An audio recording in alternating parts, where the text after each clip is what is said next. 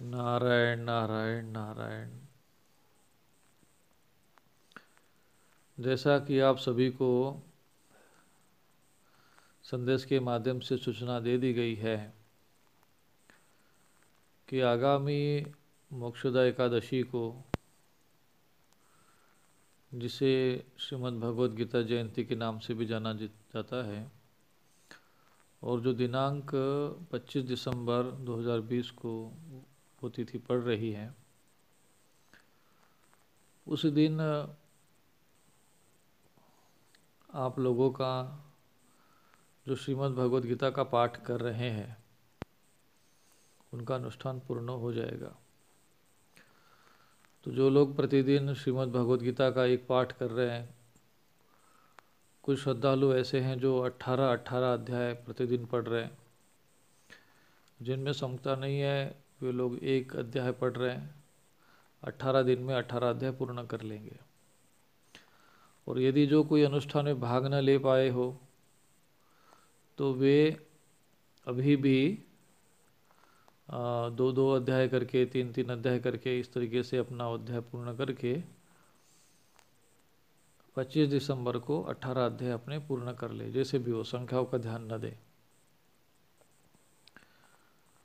भगवद गीता स्वयं भगवान की वाणी है, साक्षात।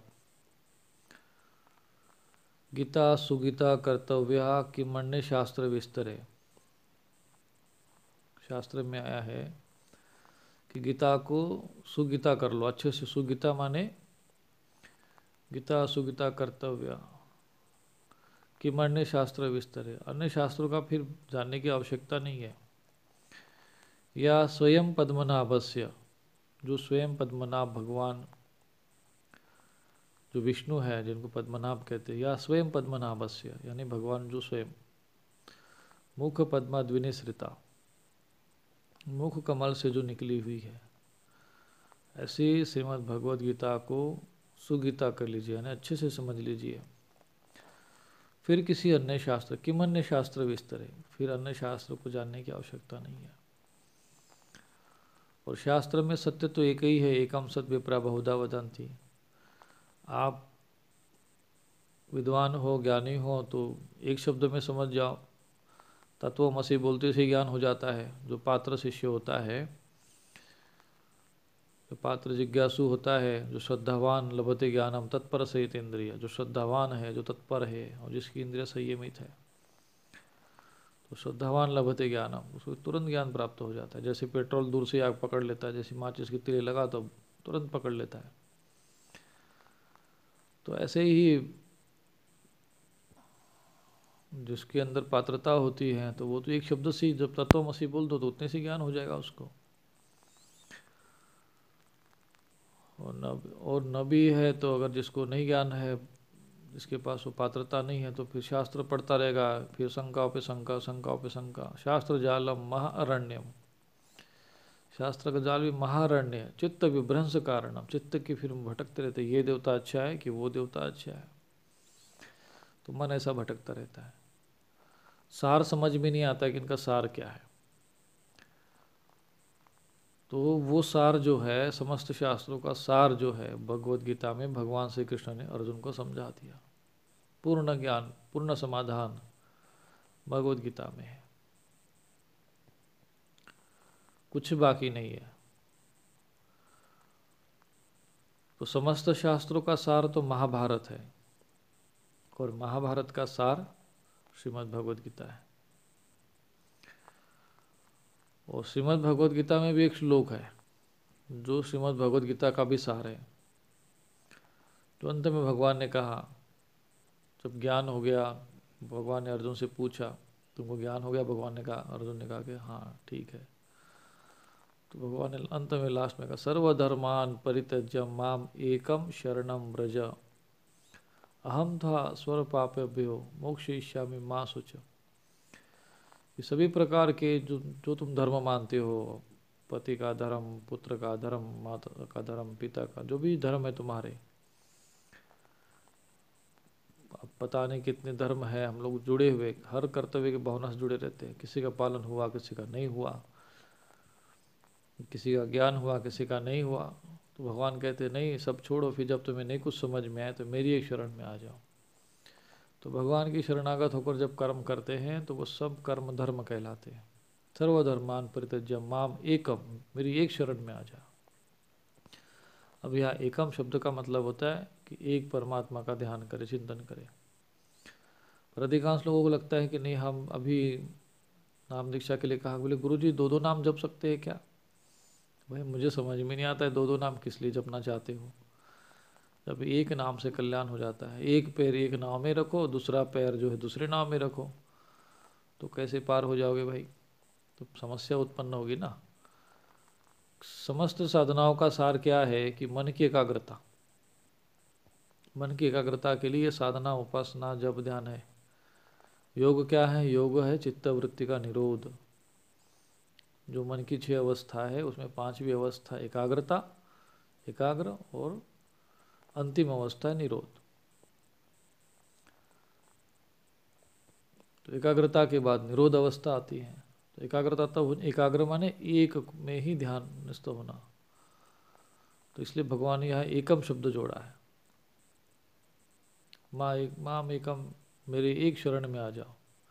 अहम था सर्व पापेभ्यो, फिर जो तुमने सब कर्म, पाप कर्म हुआ है, लोग बोलते हैं अरे नहीं हमने कर्म किया है, सबको ठीक है भोगना पड़ता है, लेकिन भगवान के पास विशेष अधिकार है अपने भक्तों का, अपने भक्तों के पाप को क्षमा करने का, क्योंकि वो तो सर्वसमर्थ है, सर्वव्यापी है, सब कुछ उनसे सर्वज्ञ है। तो सर्वसमर्थ के लिए क्या हमारे पाप को नष्ट करना कोई विशेष कार्य थोड़ी है, वो तो सामान्य बात है उनके लिए।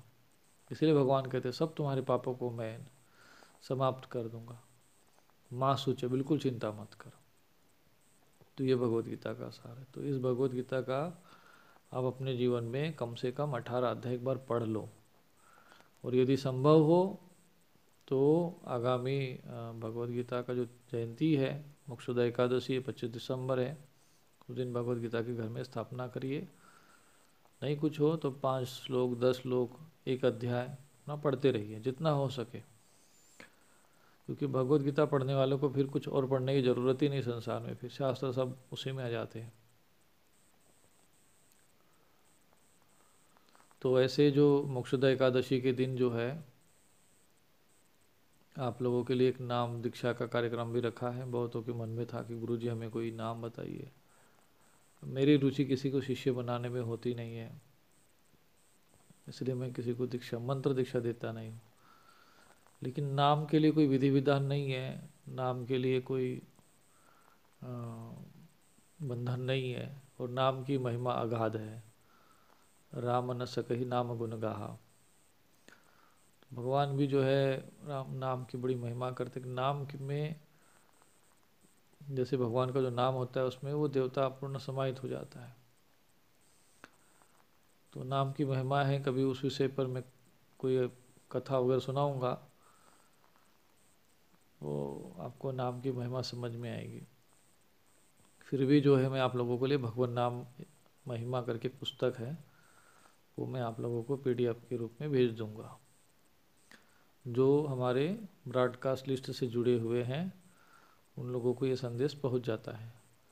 जो ये चाहते हैं नहीं कि हमारा नाम भी उस लिस्ट में जुड़ जाए, तो वे लोग अपना एक जो व्हाट्सएप नंबर है 716072333230 पर SMS कर दे तो उनका नाम जोड़ दिया जाएगा।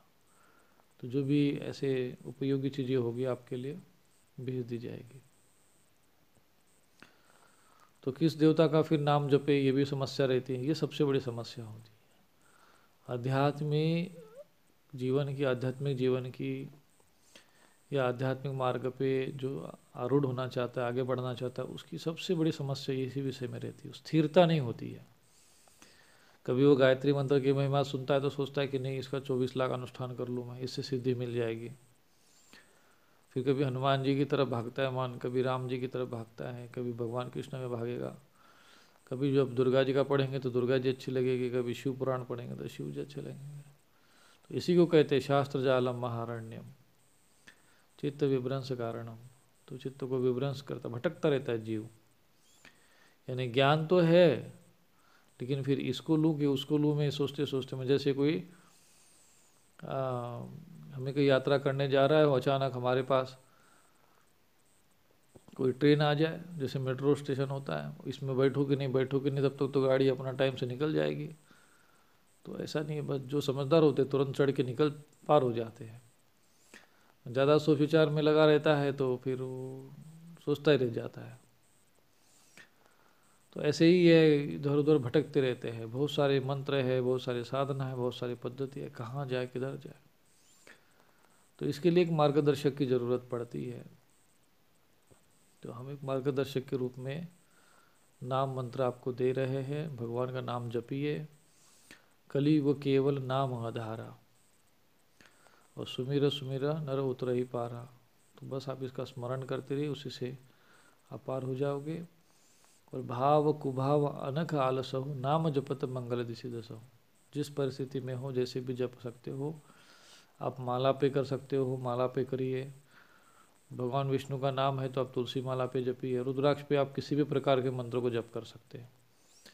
जब आपको कोई समझ में न आए कि किस माला से मंत्र जपना चाहिए, तो बस रुद्राक्ष माला पे जपो। तंत्र मंत्र हो, तामसी हो, सात्विक हो, कैसा भी मंत्र रुद्राक्ष पे जप सकते हो। रुद्राक्ष किसी भी अवस्था में अपवित्र नहीं होता है, ये रुद्राक्ष की विशेषता है। तुलसी अपवित्र हो जाती है, तुलसी माला अगर कहीं अपवित्र हो जाती है, अन्य कोई भी अपवित्र हो सकता है। रुद्राक्ष किसी भी अवस्था में अपवित्र नहीं होता, बल्कि रुद्राक्ष जिसको स्पर्श करता है उसको ही पवित्र कर देता है। तो रुद्राक्ष की ये विशेषता है। तो आप रुद्राक्ष माला पे जपिए। आप चलते फिरते भी जप सकते हैं। एक झूला आता है ना, इसमें जिसको गोमुखी कहते हैं, लोग घूमते हरे राम करते हुए अपना माला घुमाते जाओ। और गिनती कर सको तो गिनती करो। और सबसे बड़ी बात क्या होती है कि बहुत से लोगों की ऐसी समस्या होती है, कोई रोग है, कोई समस्या है, बाधा है, कुछ समझ नहीं पाता कि क्यों मैं जीवन में इतना कष्ट झेलता हूँ। तो निश्चित रूप से उसके वो किसी पिछले जन्म का कर्म होता है। तो श्रीमद् भागवत महापुराण में भगवान नाम की महिमा आते पंचम स्कंद में अजामिल की कथा आती, उसमें सब बताया जाता है कि केवल नारायण मंत्र का उच्चारण, नाम उच्चारण करने मात्र से वो सब उसका उद्धार हो जाता है। नारायण नारायण वो अपने लड़के का नाम लेता रहता था, उसी से अंतकाल में भगवान का नाम स्मरण हो जाता है और भगवान विष्णु के दूत उसका उद्धार करने के लिए आ जाते हैं। तो उस नाम की महिमा सुखदेव जी श्रीमद् भागवत महापुराण में भी बताते हैं। समस्त ग्रंथ और समस्त शास्त्र में सार है भगवान का नाम। तो उस नाम से, नाम चूंकि एक मंत्र है इसलिए उसको नाम मंत्र कहा जाता है। भगवान का नाम ही मंत्र है। तो ऐसे नाम का निरंतर जप करने से, नाम जपोगे तो वो पार हो जाएगा व्यक्ति। तो आप लोग उस नाम को जपते जाओ जपते जाओ, तो जो आपका कोई कर्म होगा, जो दोष होगा वो कट जाएगा भगवान नाम के जप से। वो जो दोष है, क्योंकि पाप का फल ही दुख है। हमने कोई ऐसा कर्म किया है जिसका कारण हमसे दूषित कर्म हुआ, जिसके कारण हमें दुख मिल रहा है। दुख का कारण पाप, और पुण्य का जो सुख है तो पुण्य का कारण है, पुण्य के कारण सुख मिलता है।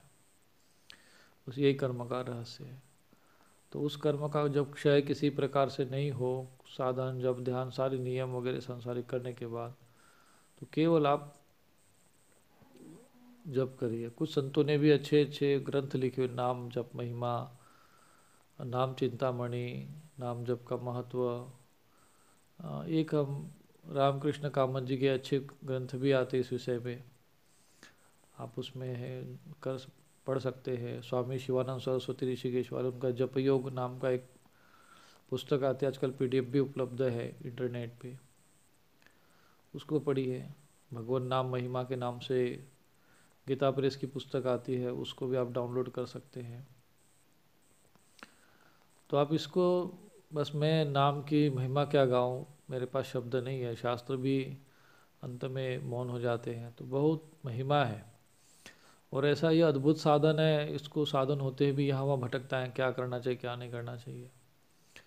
तो इसीलिए मैंने ये विचार बनाया कि जो लोग अपने से श्रद्धा चैनल्स के माध्यम से जुड़े हुए हैं, जो हम पे श्रद्धा रखते हैं, उन लोगों का मैं एक मार्गदर्शन कर दूँ, उन्हें एक मार्ग दे दूँ। तो जन्म कुंडली के आधार पे और अपनी जो आंतरिक भावना और भगवत कृपा के माध्यम से आप लोगों के लिए एक नाम मैं निश्चित कर दूंगा। तो बिना कोई आगे पीछे और कोई तर्क कुतर्क किए आप चल पड़ना। एक व्यक्ति ने बड़ी श्रद्धा के साथ, गुरुजी मैंने ऐसे सब कर्म कुकर्म मेरे से हो गए, अब मुझे पश्चाताप होता है और मैं अभी भगवान के मार्ग पे चलना चाहता हूँ, तो मुझे कोई नाम बताइए, मार्ग बताइए। मैंने कहा भाई तू ये काम कर, ये मंत्र ले ले और इसको नाम है, इसका इतना इतना जप कर। अब उसकी कुंडली भी मैंने देख ली थी, कुंडली के अनुसार जो मैंने उसका इष्ट जो उसका होना चाहिए वो उसका निश्चित मुझे देख लिया था मैंने, तो उस हिसाब से नाम बता दिया। अब फिर उसने अपना तर्क करना शुरू कर दिया, गुरुजी मुझे इसमें मन नहीं लगता है, उसमें मन नहीं लगता है। अरे भाई तेरा मन ही तो तेरा शत्रु है, तो तू मन के चक्कर में मत चल। संतों की वाणी जो मिल गई, गुरु की वाणी मिल गई, महापुरुषों की वाणी मिल गई, बस उनको आज्ञा मान कर आगे बढ़ो। लेकिन मन व्यक्ति जो है ना, मन के ही उलझावे में आता है। मन एवं मनुष्य नाम कारणम बंधम मोक्ष, तो मन ही उसको बांधता है, तो मन के चक्कर में क्यों चलना। तो मन के चक्कर में आना नहीं, जो वाणी मिल गया, जो शब्द मिल गया उसको पकड़ लो और आगे बढ़ो। तो वो जो नाम है ना, वो नाम ही आपको आगे मार्गदर्शन कर देगा। आपका जो भी जो आपको श्रेष्ठ गुरु चाहिए, क्योंकि बिना हरि कृपा मिले ही नहीं संता। तो जब तक आपको पहले हरि की कृपा नहीं होगी तब तक आपको संत नहीं मिल सकते, गुरु नहीं मिल सकते, चाहे आप कितने माथापच्ची कर लो। किसी भी महापुरुष की महानता आपके अंदर, उनके अंदर दिव्यता है, उनके अंदर एक सामर्थ्य है। क्योंकि हम अध्यात्म से जुड़े हुए, हमें पता है, हम भी नहीं जानते थे जब हम साधक थे, नहीं समझ में आता था कि क्या होता है गुरु कृपा, क्या होता है दीक्षा, क्या होती है शक्तिपात, कुछ समझ नहीं आता था। लेकिन जैसे जैसे अध्यात्म मार्ग में आए, धीरे धीरे सब भगवान कृपा से समझ आ गई। तो साधना के आरंभ में साधक को ये सब चीज़ें समझ में नहीं आती है, तो ऐसे में उसको भगवान की कृपा के बिना वो गुरु की पहचान नहीं कर सकता। गुरु सामने साक्षात आ भी गया, सुबह शाम तुम्हारे साथ उठना बैठना भी शुरू किया, तब भी नहीं समझ पाएगा। अर्जुन भगवान को कहाँ समझ पा रहे थे, वो तो जब भगवान ने अपने स्वरूप का दर्शन कराया तब उसको समझ में आया। लेकिन अब न तो सब कोई भगवान है और न कोई कोई सब अर्जुन है, तो परिस्थिति ऐसी नहीं है। और जो साधु संत सिद्ध महापुरुष है भी, तो वो प्रदर्शन नहीं करते हैं, जो प्रदर्शन करते हैं वो न होंगे कि नहीं होंगे उसकी कोई गारंटी नहीं। तो फिर अब कहाँ जाए मन को किसी के प्रति साधु संतों की निंदा करना। बहुत से लोग क्या करते हैं कि फलाना साधु ऐसा है, फलाना संत ऐसा है, टीवी पे देख लिया, इधर उधर जो विधर्मी लोग कुप्रचार फैला देते हैं, तुम लोग निंदा में लग जाते हो। तो ऐसा नहीं करना कि होई उल्लुक संत निंदारत, शास्त्र में कहते हैं कि जो ऐसे उल्लू की योनि में चले जाते हैं, फिर ऐसे लोग फिर अनेक जन्मों तक जो है वो योनि भटकना पड़ता है। तो जब आप किसी साधु महापुरुषों की दिव्यता को, उनकी साधना को, उपासना को जानते हो, उनकी निंदा क्यों करते हो। यदि आप में श्रद्धा नहीं तो अपने राम राम करके चुपचाप अपने काम पे चले जाओ। कबीरा तेरी झोपड़ी गलगट्टन के पास, जो जो करेगा सो भरेगा, तू क्यों हो तो दास। जिसने जो कर्म किया वो भोगेगा। तुम अपने कर्म को देखो तो पता चल जाएगा कि तुम्हारी उसमें झोपड़ी कहाँ पे खड़ी है। तो इसलिए ऐसे महापुरुषों को, ऐसे गुरु को हम पहचान नहीं कर सकते। तो बिना हरि कृपा मिले ही नहीं संता, ये सूत्र है। तो हरि कृपा कहाँ से होगी, तो हरि कृपा होती है भगवान नाम से। तो भगवान नाम जप करोगे तो हरि कृपा होगी, हरि कृपा से संत मिलेंगे, गुरु मिलेंगे, और जब गुरु की कृपा होगी तब आपको हरि मिलेंगे। तो ये एक नियम है, सूत्र है, और इसी सूत्र से अध्यात्म के मार्ग में आप आगे बढ़ सकते हो, अपने लक्ष्य को प्राप्त कर सकते हो, और आपको वास्तविक परमात्मा के जो दर्शन है वो आपको प्राप्त हो जाएंगे। और इसके लिए कोई पात्रता की आवश्यकता नहीं है। आप अमीर हो, गरीब हो, पढ़े लिखे हो, अनपढ़ हो, स्त्री है, पुरुष है, ऐसा कोई भेद नहीं, भगवान किसी को भी प्राप्त हो जाते हैं। तो जो सरल मन के है, निर्मल मन सो मोहि पावा, तो भगवान खुद कहते हैं, जब भगवान को स्वयं कहते हैं कि नहीं मुझे प्राप्त कर सकते हो जिसका मन निर्मल हो, तो वो मार्ग आपको मिलेगा भगवान नाम के जप से।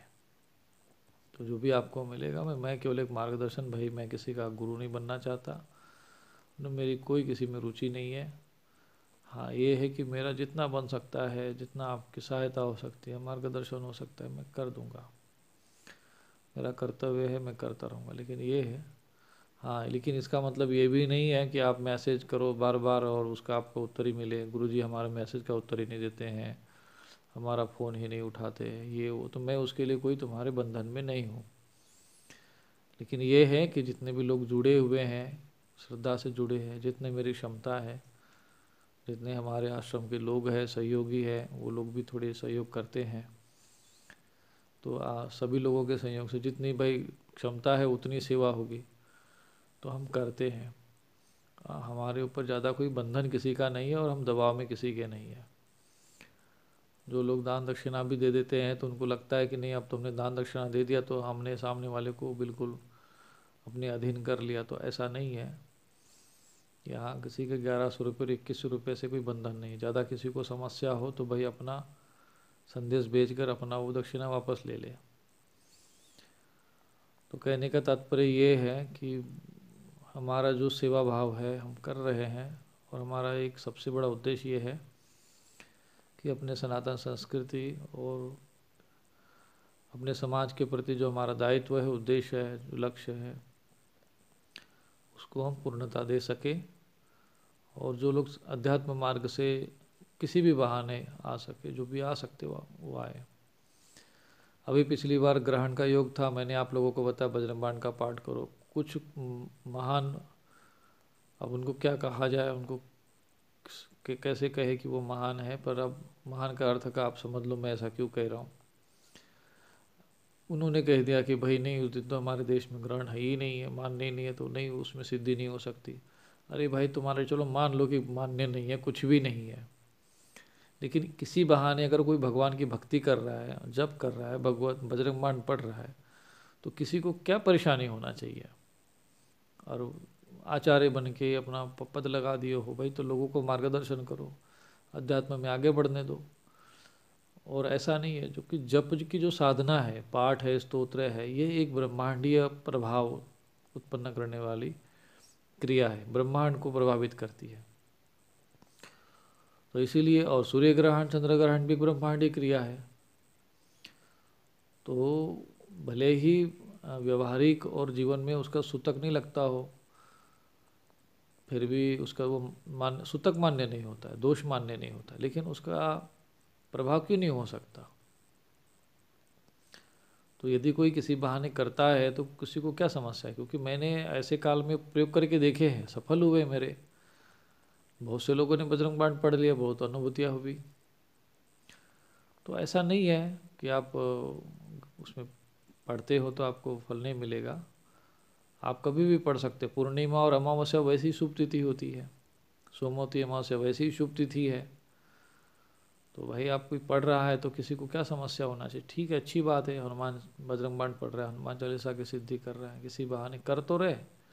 आज तो ये स्थिति है कि जो वर्तमान पीढ़ी है, जो अपने मार्ग से भटक गई, अध्यात्म से विमुख हो गई है, वो यदि किसी भी बहाने सन्मार्ग पे आ रही है, अध्यात्म से जुड़ रही है, तो जो अध्यात्म के पुरोधा बनते हैं उन लोगों को किसी प्रकार की कष्ट नहीं होना चाहिए।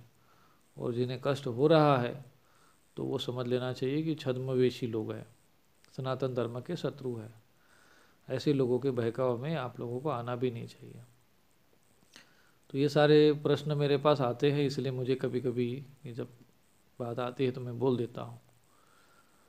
तो मेरा कोई किसी के प्रति, मैं आपको जो भी कोई बंधन नहीं है, लेकिन मैं अपना दायित्व जानता हूँ।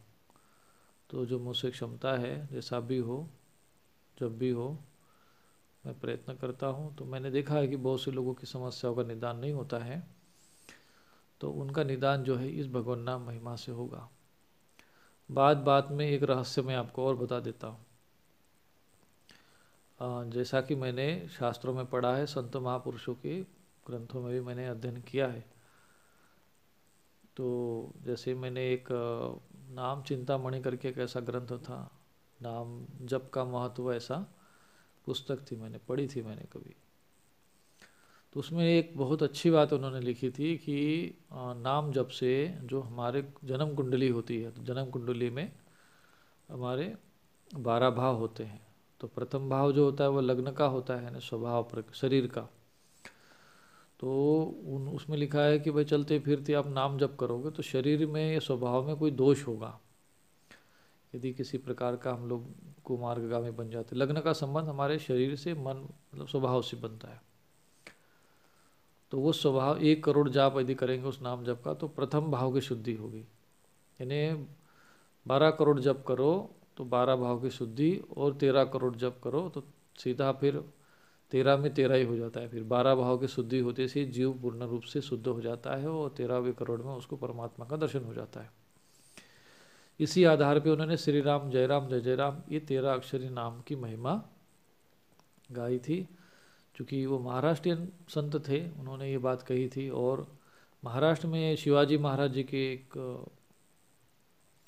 गुरु हुए समर्थ रामदास स्वामी जी, उन्होंने ये जो श्री राम जय राम इस 13 अक्षरी राम नाम का 13 करोड़ जप किया था, और वो एक समर्थ संत बने, महान संत बने कि शिवाजी महाराज भी अपना सारा राज्य उनके चरणों में सौंप दिए थे।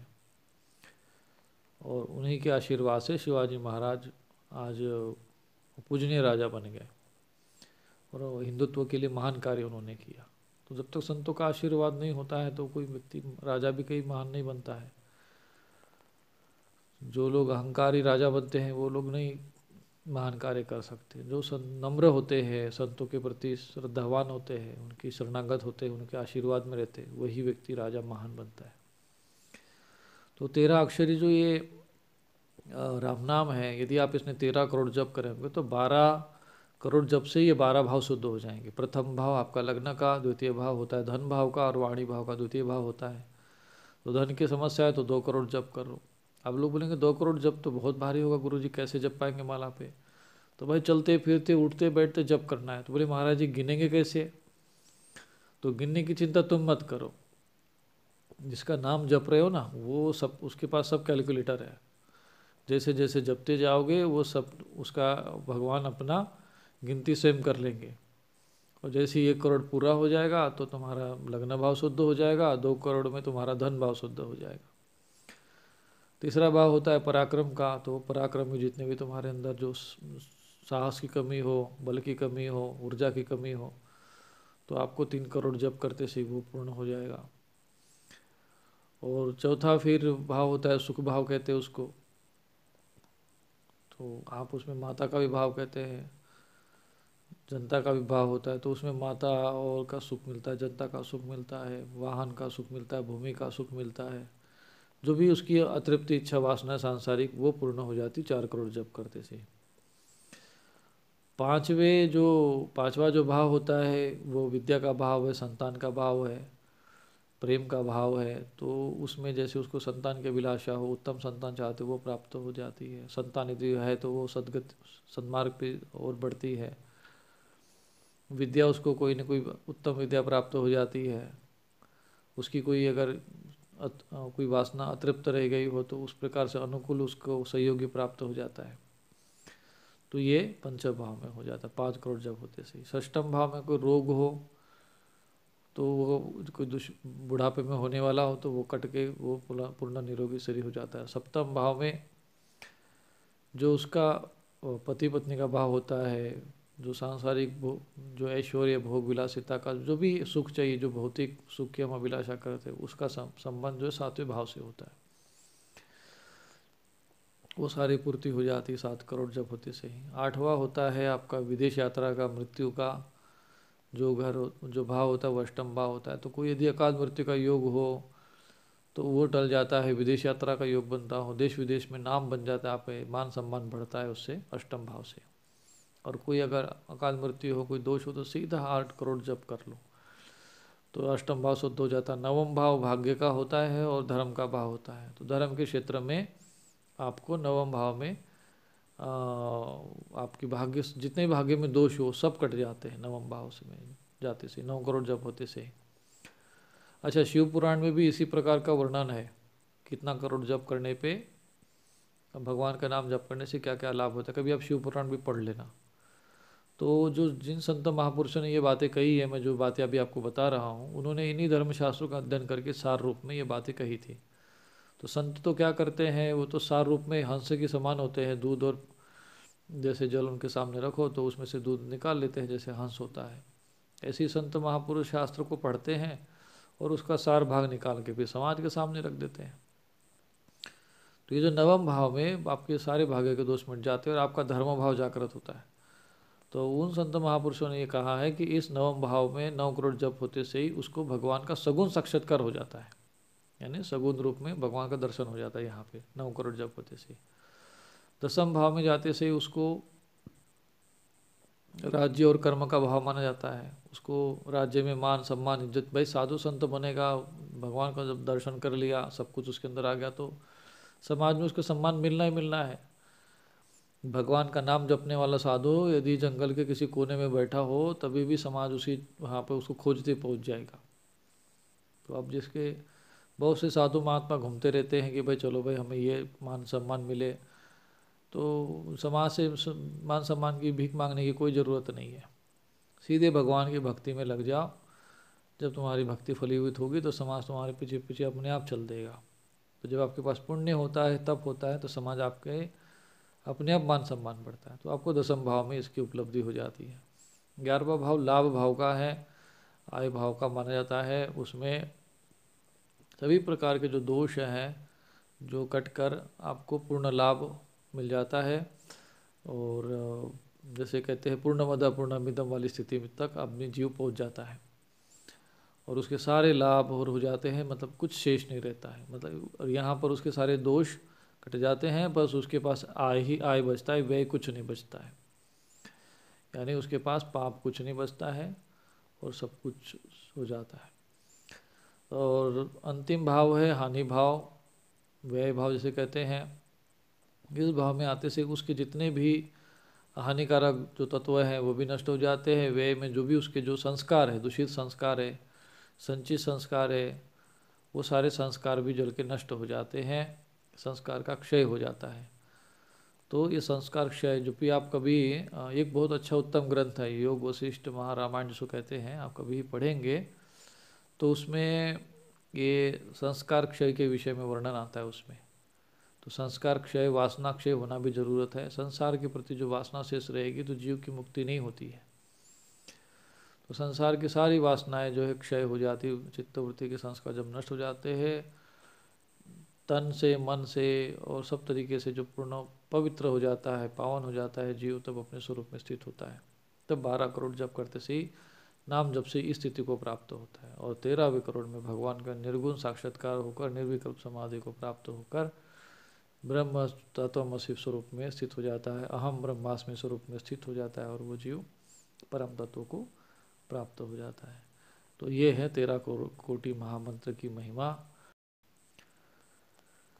नारायण नारायण नारायण।